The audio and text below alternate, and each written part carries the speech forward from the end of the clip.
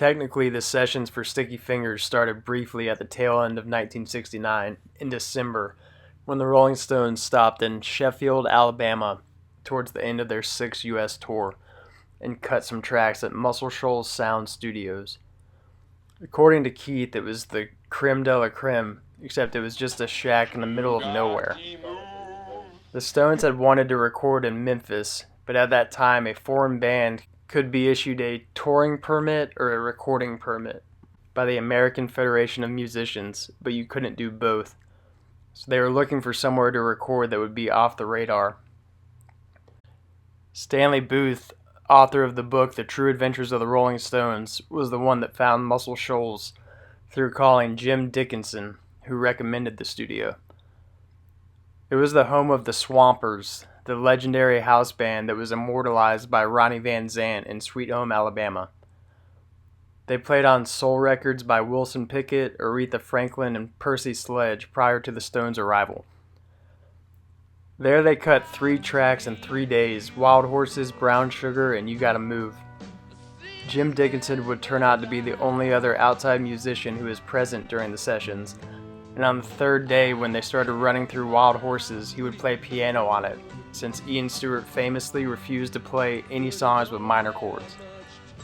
The Stones were road hot and well rehearsed, so Brown Sugar and Wild Horses were both cut in only 2 takes.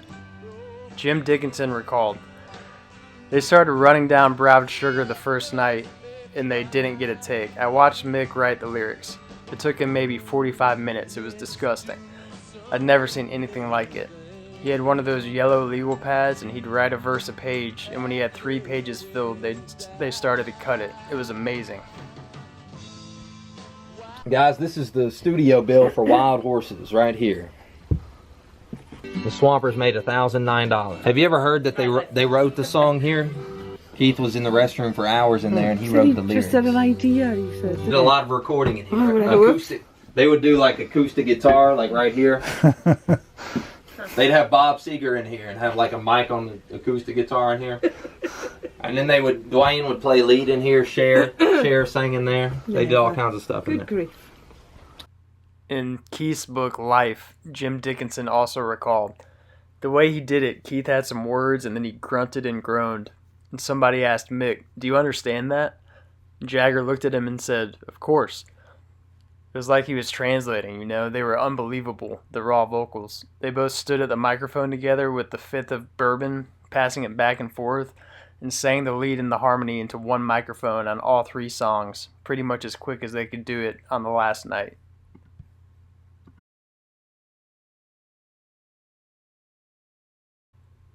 After the band returned back home and enjoyed some time off for the first few months of 1970, sessions would start up again at Olympic Studios in March. It was produced by Jimmy Miller with Glenn Johns and Chris Kimsey engineering.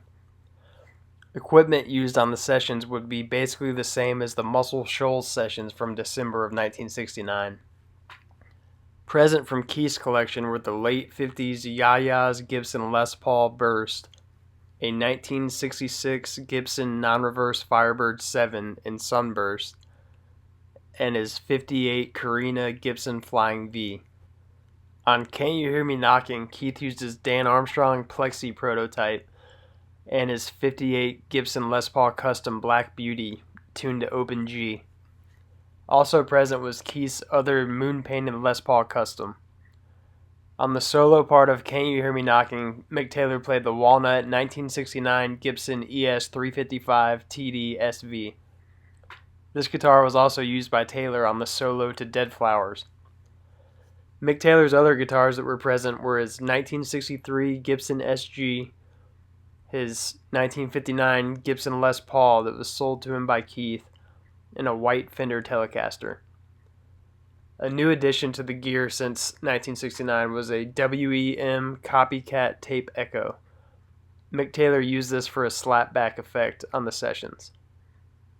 Acoustic guitars present were Keith's 1930s National Resonator, a Martin D1220 12-string, a Harmony H1270 12-string, a Gibson Hummingbird, and a Gibson SJ200. For amplification, they used Silverface Fender Twin Reverbs, and Ampeg VT22 combos. The band's contract with Decca expired in July, and they informed business manager Alan Klein that they would not renew their recording and publishing contracts with him or his company Abco Industries. Despite this split, Klein owned the rights to everything the band recorded during their alliance from 1965 to 1970. Klein was a controversial manager who was involved with both the Beatles and the Rolling Stones, and although he greatly increased his clients' incomes, the Stones would be tied up in years of litigation with him due to allegations that he had withheld royalty payments, stolen publishing rights to their songs, and neglected to pay their taxes for 5 years. With the dissolution of their Decca contract, the band created their own label called Rolling Stones Records. It would be run by 27-year-old Marshall Chess, the son of Chess Records founder Leonard Chess. This was also the time that the Stones' iconic tongue logo would be designed by artist John Pash. Songs recorded during this block of time that would appear on Sticky Fingers included Dead Flowers, I Got the Blues, and Can't You Hear Me Knocking. A handful of songs that would be worked on to later appear on Exile on Main Street were also recorded during this time. Shine a Light would evolve over the next year and a half, starting as Get a Line on You during the Let It Bleed sessions the year prior. Leon Russell would use that version as a demo and record it during sessions for his first album, but the track would remain unreleased. It would be called Can't Seem to Get a Line on You and featured Mick on vocals and Charlie and Bill as the rhythm section. Mick would later rewrite the lyrics for the Exile version. The other Exile tracks that would first be worked on at these sessions were Sweet Virginia, Stop Breaking Down, and Good Time Women, an early version of Tumbling Dice that would appear on the deluxe edition of Exile on Main Street that was released in 2010. The street, smile on your face forever. At the end of August, the Stones would set out on their European tour for a little over a month. The set was similar to the '69 tour, with Chuck Berry's Carol being replaced by Roll Over Beethoven, and I'm Free, Under My Thumb, Satisfaction, and You Gotta Move being dropped. In their place, Let It Bleed, Chuck Berry's Let It Rock, and the not yet released Brown Sugar and Dead Flowers would be added.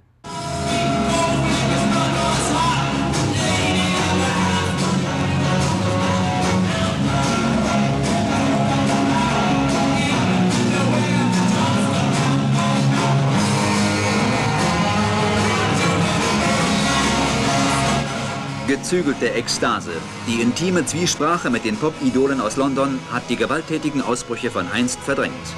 Sind die Stones braver oder sind ihre Fans friedlicher geworden? In Hamburg blieb diese Frage offen.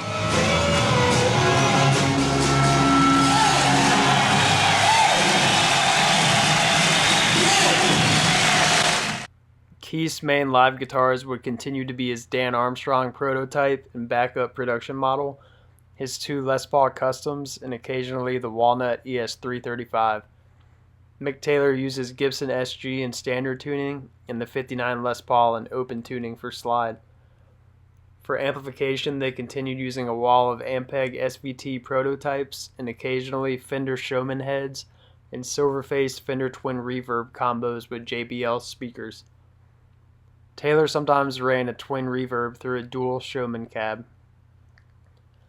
Also used for the first time were WEM PA speaker columns on each side of the stage, and one horizontally for Mick to use as a vocal monitor. This was the Stones' first real use of stage monitors. On Prodigal Son, Keith was now using his Martin D1220 instead of the National Resonator.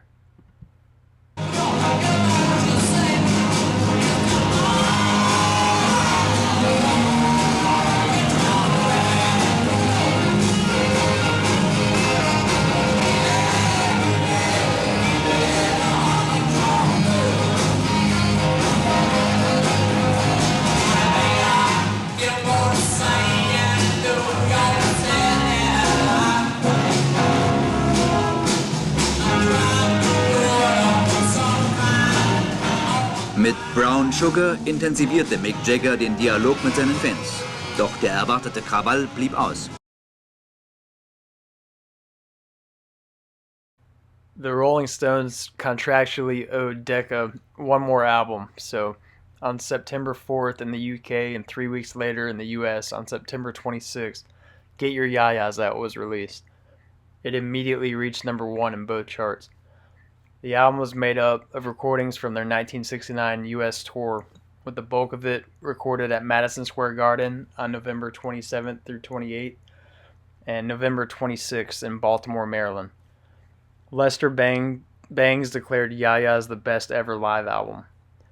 Don't get me wrong, I have huge respect for the Beatles, but this album is the start of what separates the Rolling Stones from them and all other bands, in my opinion. While the Beatles had just broken up in April, the Stones were hitting their stride as one of the most riveting live bands there ever was.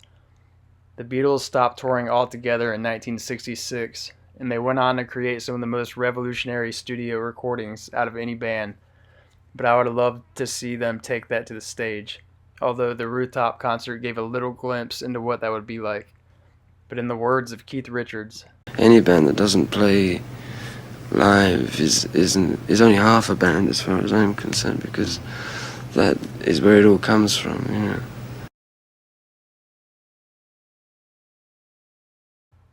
After the tour finished in October, sessions would continue briefly at Olympic. Several new numbers were recorded, including Hide Your Love and Silver Train, which would appear on Goat's Head Soup, Shake Your Hips and All Down the Line, which would appear on Exile on Main Street, and several unreleased tracks like Potted Shrimp and Traveling Man. In late October, the sessions would move to Mick Jagger's home, Stargroves, until the end of November. Earlier in the year, in January of 1970, the Rolling Stones issued a press release that they were having a mobile recording unit built. This would be a studio and a truck on wheels and would be dubbed the Rolling Stones Mobile Studio. This would make it possible for the group to record whenever and wherever they wanted to, and then bring the tracks to mix at any studio at their leisure. Glenn Johns was the consultant engineer for the project. It included a 20-channel mixing desk with outputs to a 16-track 3M tape recording machine. There was also an 8-track Ampex on board. It was loaded with monitor speakers, preamps, compressors, outboard echo effects, as well as an assortment of microphones and stands, and it could operate 328 feet from the main power source, with the mics another 328 feet away. By March, it was parked outside of Mick's home, Stargroves, and when sessions wrapped at Olympic in mid-October, the Stones began recording with the RSM until November. Glenn Johns' brother Andy Johns also joined as an engineer. The Stargrove sessions produced Sway, Moonlight Mile, Bitch, and Sweet Black Angel. On Sway, Mick Taylor played his 59 Les Paul in standard tuning for the slide and solo guitar parts, and Mick Jagger played rhythm guitar. Keith was absent during the recording of that song, but overdubbed backup vocals later. It's just that demon life forgot you in its way. The only song Keith was not present on at all was Moonlight Mile. Keith commented, "The only thing in Sticky Fingers I don't have anything to do with is Moonlight Mile because I wasn't there when they did it.